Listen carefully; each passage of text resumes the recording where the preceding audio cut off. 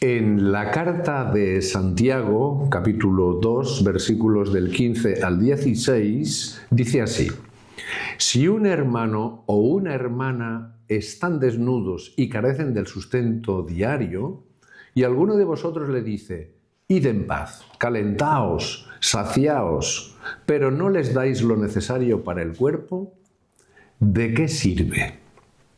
Bienvenidos a Veamos, este espacio donde durante unos 20 minutos intentaremos reflexionar, aclarar ideas sobre cómo vivir mejor en cristiano. Por eso, en el día de hoy queremos hablar sobre un tema muy interesante. Quizá unas palabras un poco extrañas, pero seguro que lo entenderemos enseguida. Se trata de la positividad tóxica. Veamos.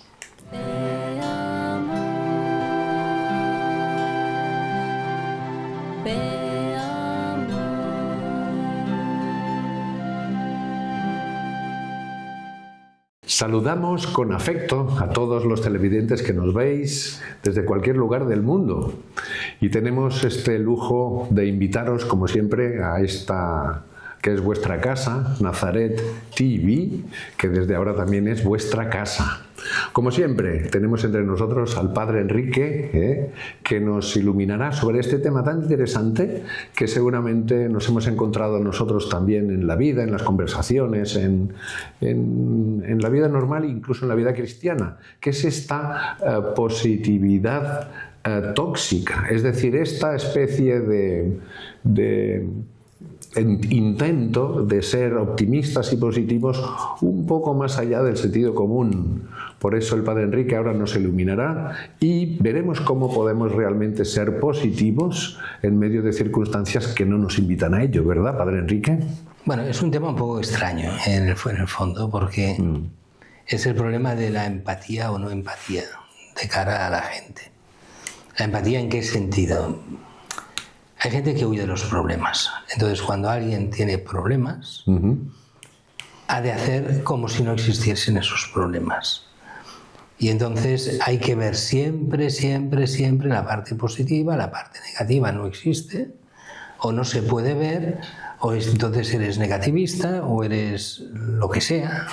Y entonces, estés como estés, siempre has de estar alegre, positivo y bueno. Y después, mira, esto es, por una parte, falta de empatía, pero por otra es negar lo que es la caridad y las obras de misericordia a los demás. ¿Por qué? Pues porque la gente muchas veces necesita una palabra de aliento, de ánimo, necesita que le suban la moral, de alguna forma. Y la gente, a ver, dejadme decir mal dicho, esto no sale en el Evangelio así, como lo diré yo ahora. Pero es una cosa normal, que la gente a veces necesita un poco desahogarse de sus males y poder hablar de lo que le pasa. Claro, eso no quiere decir el derecho a estar triste todo el día, a nunca estar alegre, a estar siempre quejándose de todo, tampoco es eso. Claro. Pero sí que el pensar que una persona, si se queja de algo, ya no es cristiana. Que tiene la obligación absoluta de ser siempre positivo en todo y que no tiene derecho ni a mostrar que está cansado ni triste en alguna ocasión o que le ha dado un bajón anímico en un momento determinado. Todos a un momento estamos cansados, todos hemos tenido algún problema en algún momento, todos hemos estado enfermos, porque claro, si tampoco puedes estar enfermo, no puedes estar nada, has de ser siempre positivo. Pues no. No es. El cristiano es un cristiano y el cristiano ve lo bueno y lo malo. Y ante lo malo, el problema está cómo se ayuda a solucionar eso malo. Y cuando uno escoge entonces lo que son las obras de misericordia, te das cuenta que van por ahí. Claro. Ver aquellos aspectos negativos que hay en el mundo muchas veces y cómo se echa una mano para intentar arreglarlos. Y eso quiere decir que a veces el que no acepta la negatividad del otro, o sea, los momentos duros, difíciles, no quiere hacer... No. Todo es que no eres un buen cristiano. Todo es porque no sigues el Evangelio. Todos tus males son porque tú eres muy malo, entonces te has de convertir. A ver, que nos hemos de convertir todos, ninguna duda. Pero que todos los males son siempre porque yo soy muy malo y, oye, no. Hay cosas que pasan que son porque pasan, o sea, porque me han hecho alguna, o que en algunos momentos pues uno tiene un bajón por lo que sea, o porque uno va muy cansado porque ha trabajado mucho, o por 1000 causas más, algunas internas y otras externas.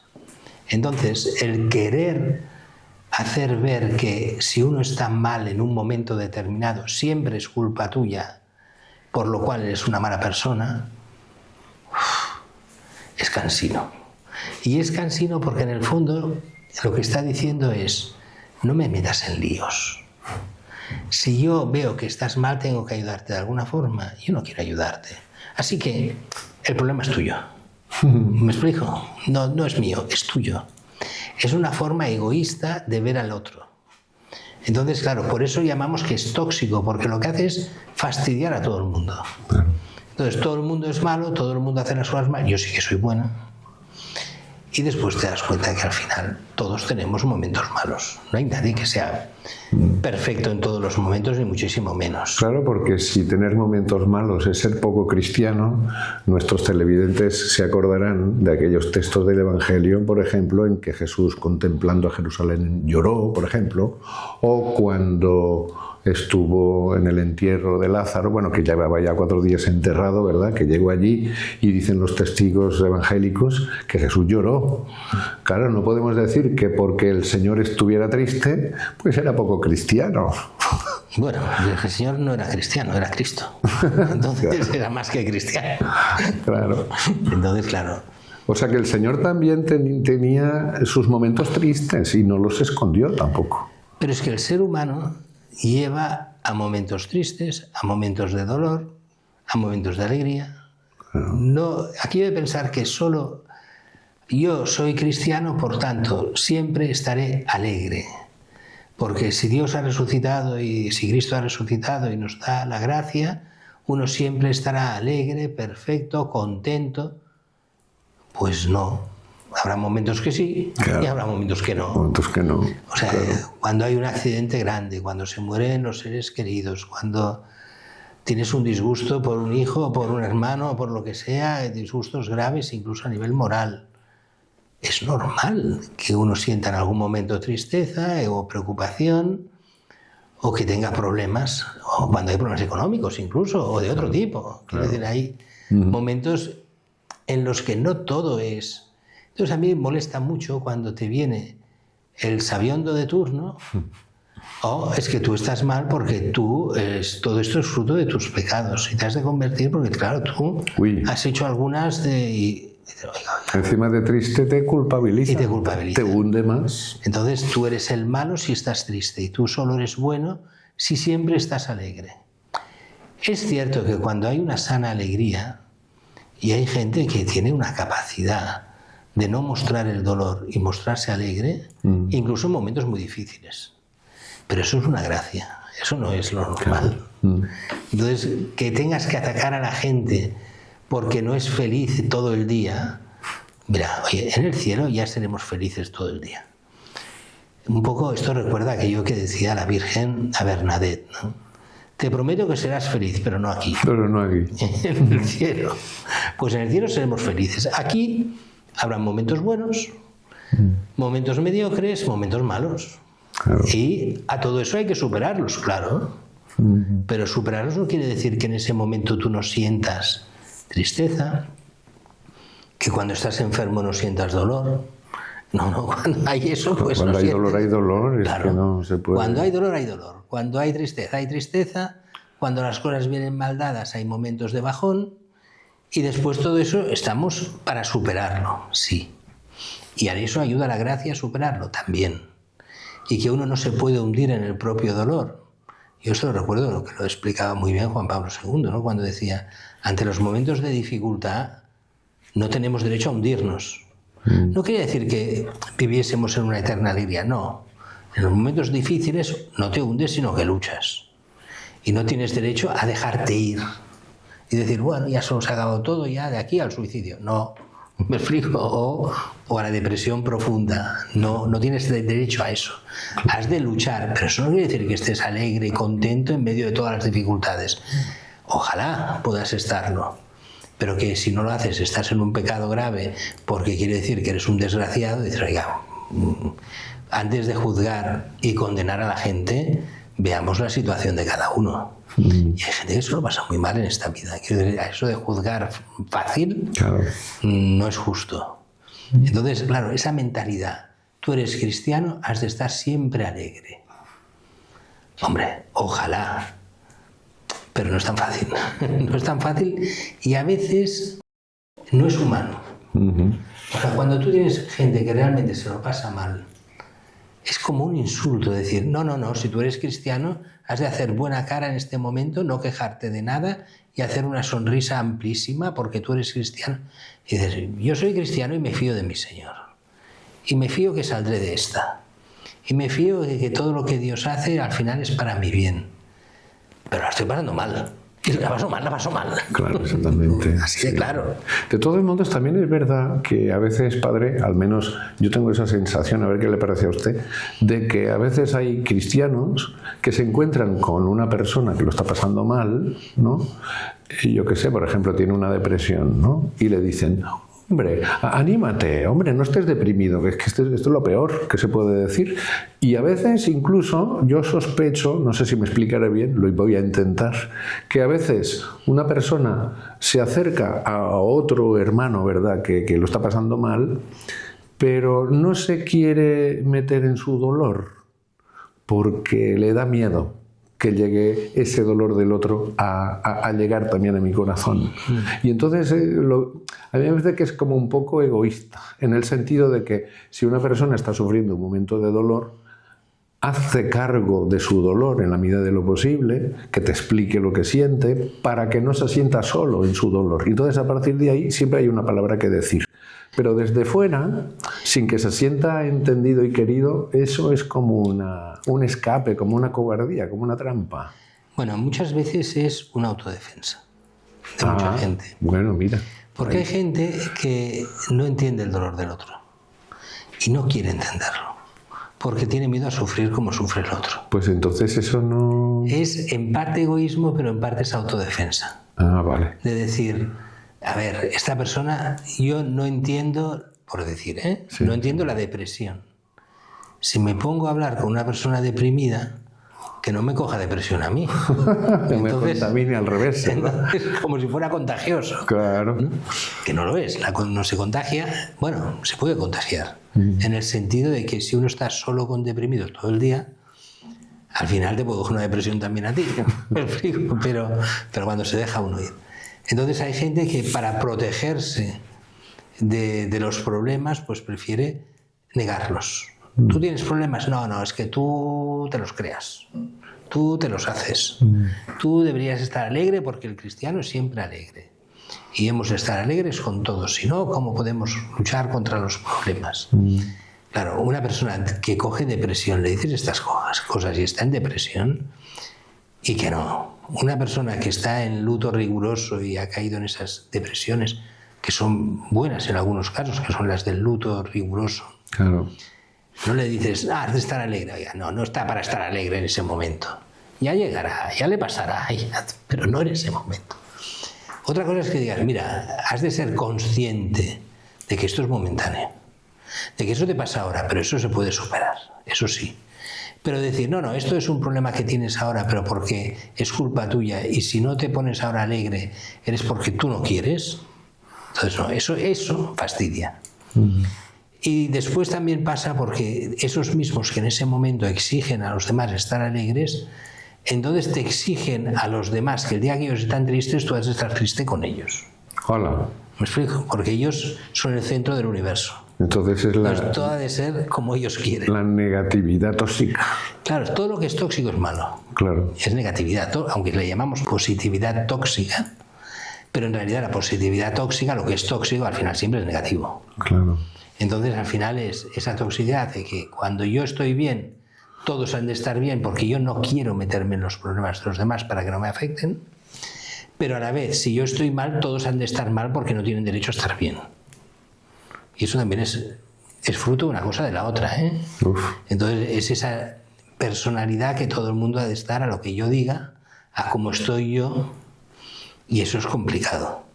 Entonces, al final, ¿dónde está el fondo? El fondo está simplemente en que el cristiano ha de aprender a ser empático, a tener empatía. Aquello que dirá San Pablo, sufrid con los que sufren. No sufrir en el sentido de lacerarse y hacerse daño y cosas raras, sino meterse un poco en el mal que el otro está viviendo para compartir su dolor mínimamente y que se sienta de alguna forma entendido y no piense que está como una cabra. Porque el problema es este: cuando tú le niegas su dolor, le estás diciendo que es un loco. Claro. Entonces dices, no es un loco, es una persona que en ese momento tiene ese problema. A partir de ahí, ¿ese problema es solucionable? Hay dos formas de solución de los problemas. Los problemas que son simplemente contingentes, quiere decir que pasan con el tiempo. Que se te mueran tus padres en un accidente es un gran dolor, pero sabes que ese dolor pasará. Pero mientras lo tienes, no tienes, claro, pero pasará. Tienes que digerirlo. Claro, pero hay dolores que has de luchar contra ellos porque no pasarán si tú no actúas. O sea, si a ti te pierdes el trabajo y te quedas en la calle, has de superar eso para buscar trabajo y volver a trabajar. Claro, porque si te quedas en casa no encontrarás trabajo, tienes que salir, claro. O sea, a lo mejor tendrás derecho un par de días a quedarte en casa si te lo pasas mal, pero después has de buscar trabajo y has de salir y te has de sobreponer, claro, sabiendo que hay un dolor allí, si es que lo hay, porque hay veces que es una gracia que te expulsen de ciertos trabajos. Y en otros casos lo traemos todos, que hay trabajos que uno los sobrelleva, pero no los querría. Y si encuentra otra cosa mejor, la dejaría al momento, ¿no? Claro. Entonces depende caso por caso. Pero aquí el problema de fondo es empatía. El amor al prójimo lleva a buscar el bien del prójimo. ¿El bien del prójimo es la positividad tóxica? No. El bien del prójimo es mínimamente preocuparse o ocuparse del otro, y al menos con esa empatía que intente entender al otro y el otro se sienta al menos entendido. Y que encuentre sentido a su dolor, ¿verdad? Porque también es curioso, porque yo le pediría al Padre Enrique que nos dijera alguna palabra en este contexto sobre la virtud de la esperanza, porque claro, esto juega un papel muy importante. Yo recuerdo que una vez me vino a la iglesia una señora mayor que tenía muchos achaques y entonces venía del médico. Y toda llorosa y desesperada, decía, padre, me ha dicho el médico que este dolor lo voy a tener para siempre. Y a mí solo se me ocurrió decirle, hombre, este dolor sí lo va a tener, sí, pero para siempre no. Cuando se muere se lo habrá acabado, porque entonces ya en el cielo ya es otra cosa.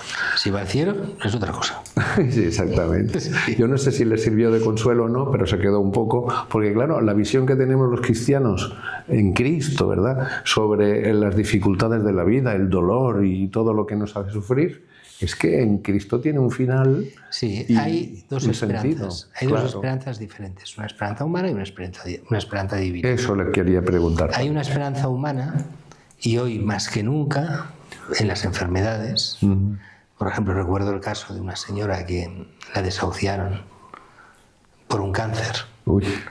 Y el médico, que se había equivocado en el diagnóstico, y pobre, fue culpa del médico, en el fondo, que no hubieran actuado antes. Vaya. Pero cuando llegó tarde, un día le dice, mire, estamos haciendo experimentación. Si quiere, pues entra en el programa de experimentación, pero ahí no se piense que se va a curar, es simplemente experimentación. Y se curó. Mira. Con eso. Eso es esperanza humana. Pues a veces pasa, claro, que uno está desahuciado y de repente le sale una esperanza humana y funciona. Claro. A veces hay esperanzas humanas que no funcionan. Yo recordaré siempre, hace muchos años, un señor que creía en todas las cosas naturales, de estas medicina natural y no sé qué. Y se lo confesaba cada semana y comulgaba y tal.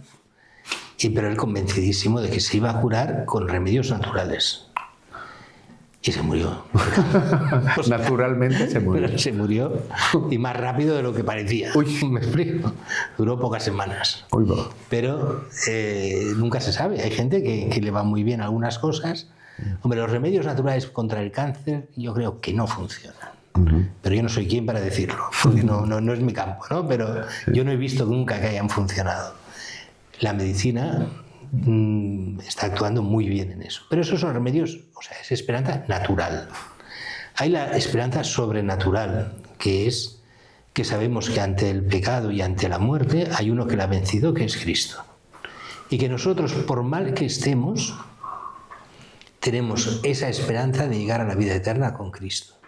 Y que los males nos durarán mientras estemos aquí. Pero si somos fieles a Cristo, tenemos vida eterna, y vida eterna de calidad, que dirían hoy en día. O sea, sí. Mucho más calidad de lo que es hoy, de nuestra vida ahora. Con lo cual el cristiano tiene esa esperanza que es sobrenatural, que es la victoria, es del cristiano, es de Cristo en el cristiano. Solo pide el Señor fidelidad a Él. Y esa fidelidad, ese ser hijos de Dios, ese seguir sus mandamientos, ese vivir en Cristo, nos da la certeza de la vida eterna y la felicidad eterna. Sin eso, muchos, la esperanza solo humana, al final, cuando las cosas van mal, lleva solo al suicidio. Uy. La esperanza divina, bien llevada, lleva a vivir con plenitud, incluso el dolor, incluso los momentos más difíciles, sabiendo que todo eso nos lleva a otra cosa, que es la vida eterna. Claro. Entonces la esperanza es muy importante, la esperanza sobrenatural, para todos, pero para nosotros cristianos es fundamental. Y eso hace que incluso en momentos muy difíciles muchos cristianos los tomen con una naturalidad que el no cristiano a veces no entiende. No entiende porque solo tiene esa esperanza humana, que está hundiéndose muchas veces, ya no sabe ver nada y lo lógico es caer en la desesperación. El cristiano sabe que no puede desesperar porque hay esperanza. Y a veces, padre, el no creyente experimenta o ve esta actitud del creyente incluso con cierta envidia. Qué suerte que tú sí que tienes fe. Eso es curioso como... Sí, pero hay que convencer a la gente de que la fe es para ellos. O sea, yo recordaré siempre una señora, yo era mi primer año de cura, y estaba haciendo unas misiones populares en Roma mismo. Estábamos en Roma, parroquia de San Luca Evangelista, ahí. Y estaba en casa de una señora muy mayor, que no sé, que ella se hubiera confesado de sus pecados, hace muchos años que no se confesaba, pero Dios no la podía perdonar. Uy. Entonces, como que no la podía perdonar, no se podía confesar. Hola. Bueno, al final se confesó, pero, hombre, claro. Pero costaba hacerle entender. O sea, hay gente que cree que ya está condenada, que ya no hay nada que hacer, porque ya es mayor, ha perdido su vida, que no, que hasta el último momento usted puede convertirse y creer, y al final sí, gracias a Dios, pues... Pero es una mentalidad común del que ha renunciado a Cristo mucho tiempo. Me ofrecen la salvación, ¿cómo voy yo a confesarme si yo he pasado de Dios? No tiene sentido que ahora... Es injusto, y tienes razón, es injusta tu salvación. No es justa, pero Dios te quiere suficiente para que te confieses y te perdone. Ahí está. Pero es injusta. No sé. Misericordia de Dios tan grande. Hasta aquí el Veamos del día de hoy, que esperamos os haya al menos hecho reflexionar o plantear alguna cosa, incluso dar algún argumento para hablar con familiares y amigos, como hacéis muchos de vosotros. Por eso aprovechamos también para saludar a Angelina Bernal, que por supuesto que vamos a orar por sus 3 hijos que dice que viven separados de Dios. Ana Cari, que Dios nos bendiga y la Virgen Santísima nos proteja, claro que sí. Gabriel y Graciela de Montevideo, Uruguay, saludos, con muchas ganas de aprender y de discernir que tienen ustedes, ¿verdad? José Luis de Chile, que tiene una gran sensibilidad espiritual, y a José de San Diego de California, que también es uno de nuestros más fieles, no solo televidentes, sino podríamos decir proponientes de temas de reflexión muy interesantes, claro que sí. Pues como siempre, podéis dejaros vuestras propuestas, sugerencias y comentarios aquí en el sobreimpreso, ¿verdad? Veamos nazarettv@gmail.com, que desde ahora os agradecemos de todo corazón. No se olviden de que en este canal de Nazaret TV tenéis informaciones, vídeos, retiros, además de las misas del Padre Enrique y de muchos otros materiales como este mismo, pues también muchas otras cosas que pueden servir para la formación y la información cristiana. Por eso, hasta nuestra próxima cita, recibimos ahora la bendición de Dios. El Señor esté con vosotros. Y con tu espíritu. Dios bendiga a Dios Todopoderoso, Padre, Hijo y Espíritu Santo. Amén. Glorioso San José, ruega por nosotros. Ave María Purísima, sin pecado concebida.